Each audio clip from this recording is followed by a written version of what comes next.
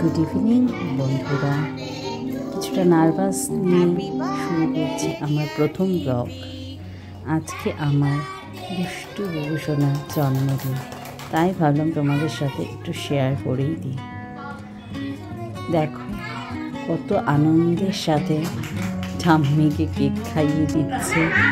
ওর আবার ইচ্ছা ছিল ওর জন্মদিনের দিন ঠাম্মিরও জন্মদিন পালন হোক, সেই জন্য নিজের হাতে ঠাম্মিকে ধরে কেক কাটিয়ে দিচ্ছে।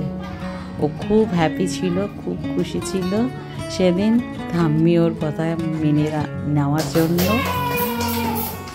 ওরা এতটাই আনন্দ করছিল যে আমার ঠিক যেন মনে হচ্ছিল আমিও সেই পুরনো ছোট্টবেলার দিনটায় ফিরে যাই। কতই না আনন্দ হচ্ছিল।